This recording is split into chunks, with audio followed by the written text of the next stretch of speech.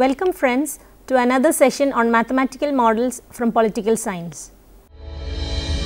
Political models part 3. In this session, we will see the advantages of approval voting. Approval voting.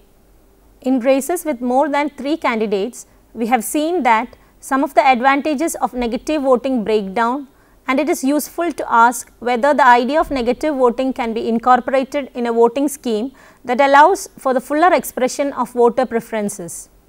Indeed, it will be shown that a simple generalization of the idea of negative voting that allows a voter to cast approval votes for one or more candidates is equivalent to a negative voting strategy in specific cases. More generally, however, approval voting opens up possible voting strategies for a voter that a single negative vote does not permit. Not only may it lead to more desirable strategy choices for individual voters, but it may also produce more desirable outcomes for a plurality or majority of voters that could be achieved by restricting voters to a single positive or single negative vote. According to criteria to be set forth later, several general results for approval voting will be established that allow comparisons with other systems that permit voters to vote for no more than 1, no more than 2 etc. candidates without ranking team according to their preferences. The possible effects of poll announcements on the voting behavior of individuals and on election outcomes will then be discussed and illustrated. Advantages of approval voting. Consider a 4 candidate contest among the set of candidates W, X, Y and Z. If a voter has preference scale W minus X, Y minus Z and he can cast either one positive or one negative vote, whom should he vote for or against?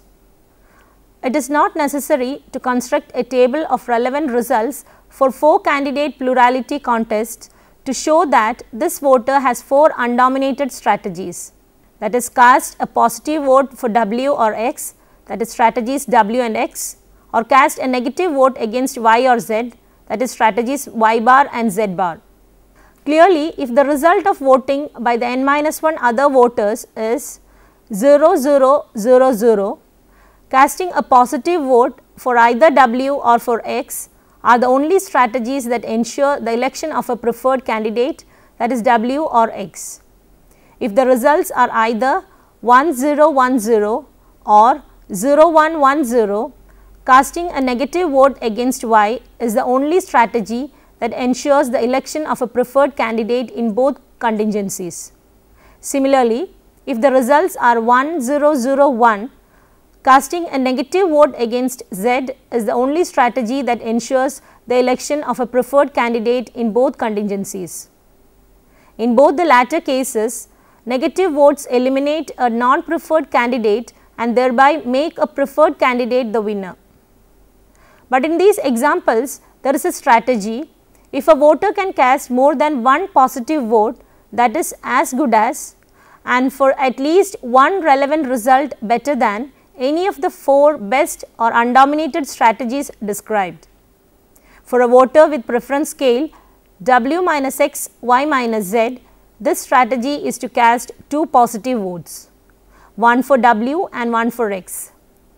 For the 2 results 1 0 1 1 and 0 1 1 1, this strategy ensures the election of one of one's more preferred candidates, whereas none of the 4 undominated strategies under negative voting can offer this assurance for both results. In the case of all other results, including those described previously for which the 4 undominated negative voting strategies are best, casting 2 positive votes for W and X is a strategy that cannot be improved upon. Thus, the strategy of casting 2 positive or approval votes for W and X is as good as, and in at least one contingency better than, any of the 4 undominated strategies described earlier of casting a single positive or a single negative vote. Hence, it dominates these 4 strategies. If there are m candidates, voting that allows a voter to cast m or fewer positive or approval votes but no more than one vote for each candidate, we call approval voting. The reason that negative voting does not yield as good a set of outcomes for all relevant results as approval voting in our example is because of the restriction of a voter to only one positive or one negative vote. If there are m candidates, this means that a voter can cast a positive vote in m ways and a negative vote in m ways, giving him a total of 2 raised to m strategies. By contrast, under approval voting, a voter can cast either an approval vote or no vote for each of the m candidates, giving him 2 raised to m voting strategies. Because 2 raised to m minus 1 is greater than 2m plus 1 if m is greater than 3, approval voting in general allows a voter more voting strategies in multi-candidate races. When m equal to 3, 2 raised to m minus 1 is equal to 2m plus 1, which is equal to 7. A negative voting yields the same outcomes as approval voting. The reason is that 6 strategies remain under both types of voting. Clearly, the 3 positive voting strategies in which one positive vote is cast for one of the 3 candidates are also approval strategies, and the 3 negative voting strategies in which one vote is cast against one of the 3 candidates are equivalent to approval strategies in which 2 positive votes are cast for the other 2 candidates. Thus, when there are 3 candidates, the strategies and outcomes under negative voting and approval voting are equivalent. We can see that the disapproval voting or the negative voting for more than one candidate is in general equivalent to approval voting, given that the candidate with the fewest negative votes wins. The reason is that a voter who casts positive votes under approval voting for one of the subset of candidates would cast negative votes for the complementary subset under disapproval voting. Since both forms of voting change the difference in the vote between the approved and disapproved candidates by one vote, they both yield the same outcomes. If we assume, however, that the salient consideration for a voter with a given preference scale is the number of the approval voting strategies that are undominated or dominant, then this number is not necessarily greater under approval voting than under the other forms of voting we have considered. To illustrate this fact, define a strategy for a voter with a given preference scale to be admissible if and only if it is either undominated or dominant. Then the number of admissible voting strategies for plurality voting with no runoff, negative voting and approval voting among a set of 4 candidates W, X, Y and Z is shown in table 1 for all distinct preference scales, except that indicating indifference among all candidates. Note that 2 scales are dichotomous, that is, divide candidates into 2 subsets among whose members a voter is indifferent. 3 are trichotomous, that is, divide candidates into 3 subsets, and 1 is multichotomous, that is, divide candidates into more than 3 subsets. Table 1 gives the number of admissible voting strategies for 3 voting systems with 4 candidates. So, here the first column gives the preference scale in the dichotomous, trichotomous and multichotomous cases. In the dichotomous case, we have 3 preference scales, and for each cases we have given the number of admissible strategies for approval voting, negative voting and plurality voting. In the same way, for trichotomous case we have 3 preference scales, and for multichotomous we have 1 preference scale. It is clear from table 1 that approval voting generally offers fewer admissible strategies to a voter than the other voting systems when a voter's preference scale is dichotomous. When a voter's preference scale is trichotomous, approval voting offers more admissible strategies than the other 2 systems for one preference scale W, X minus Y and Z. In that case of the single multichotomous scale, approval voting and the negative voting offer a voter the same number of admissible strategies.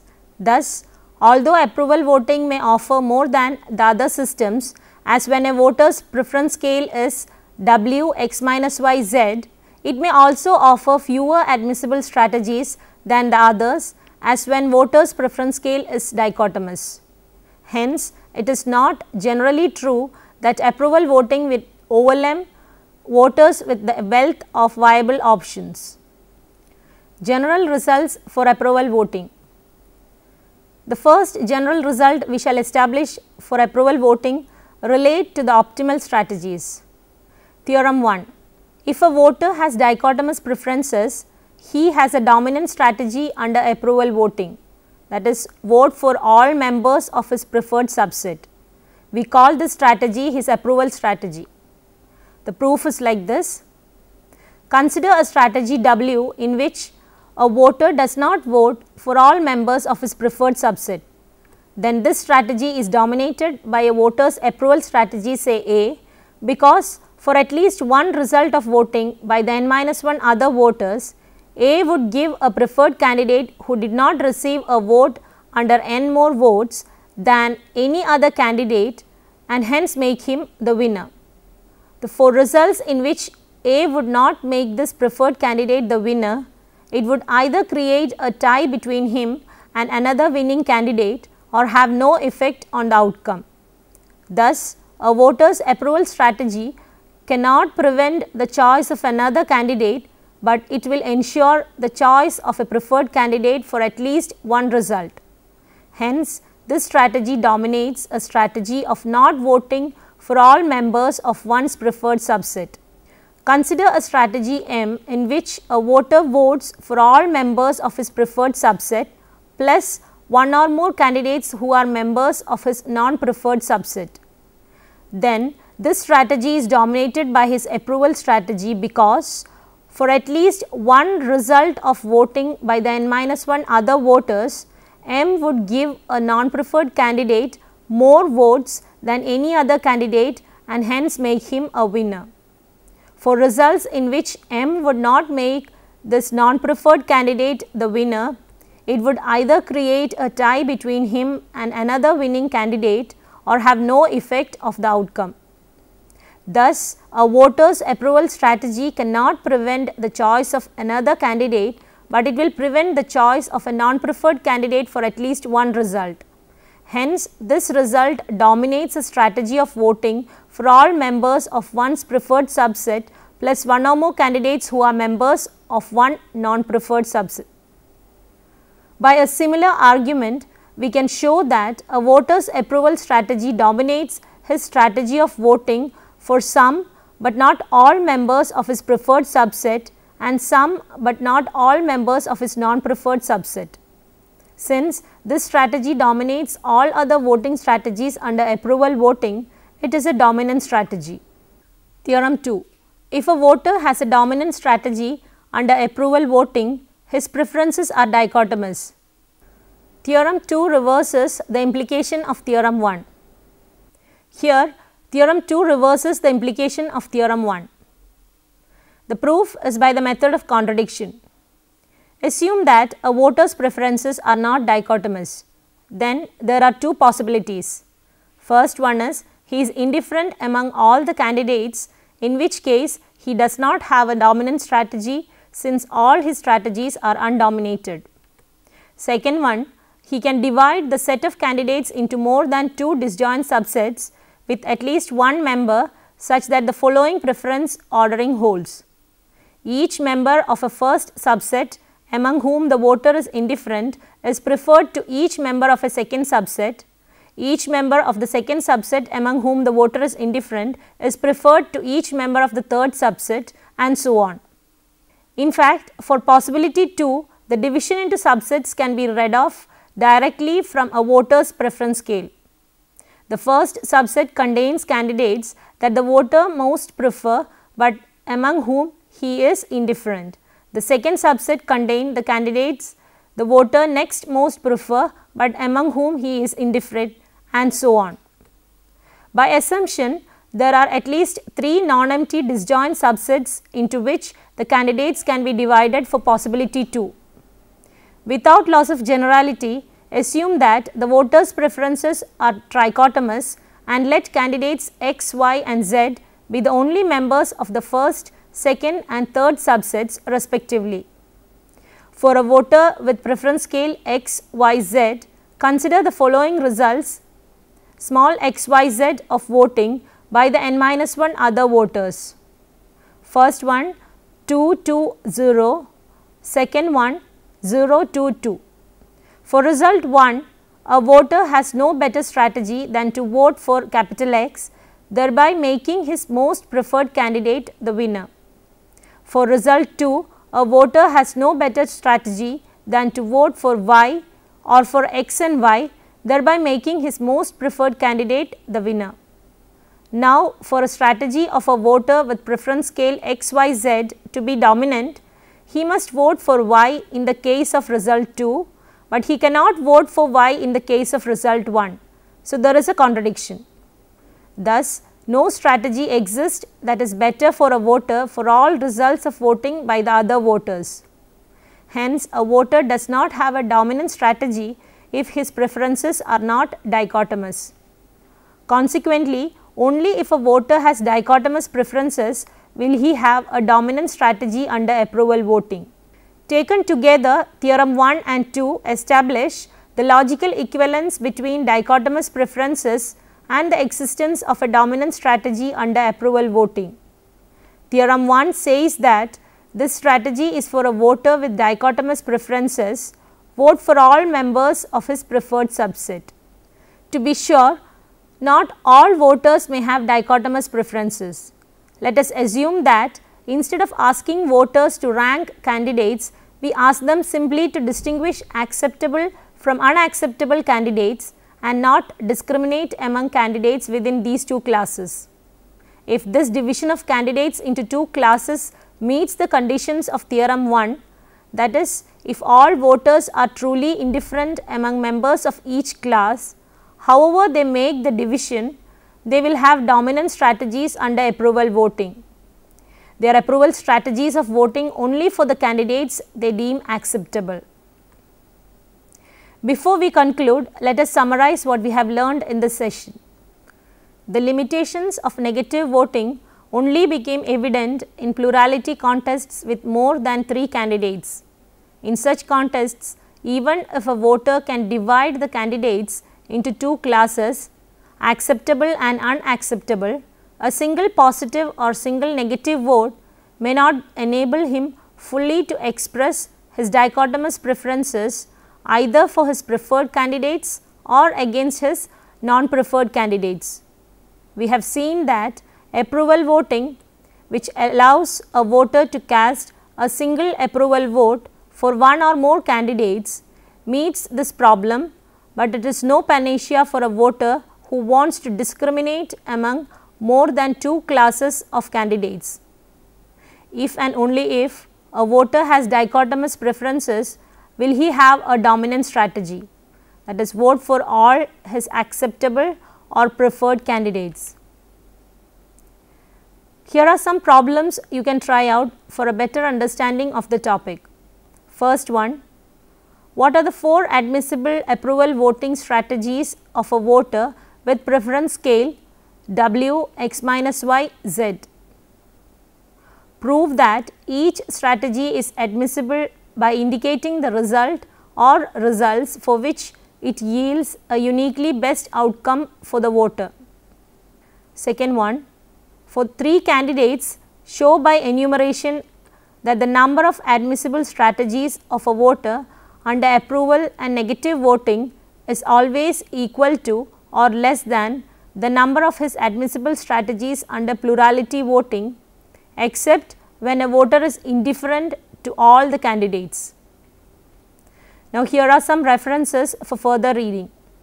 First one, Modules in Applied Mathematics Volume 2, Political and Related Models by Stephen J. Brams, William F. Lucas, Philip D. Straffin Jr., Springer-Verlag 1983. Second one, Approval Voting by Brams, Stephen J. and Fishburne, Peter C., American Political Science Review 72, 1978. Third one, A Strategic Analysis of Non-Ranked Voting Systems by Fishburne, Peter C., Siam Journal on Applied Mathematics, volume 35, 1978. Fourth one, Paradoxes in Politics, an Introduction to the Non-Obvious in Political Science by Brahms and Stephen J., Free Press, New York, 1976. Fifth one, When is it advantageous to cast a negative vote?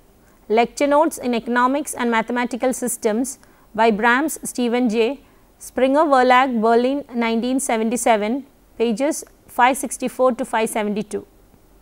Sixth one, Comparison of Voting Systems by Weber, Robert James, mimeographed in 1977.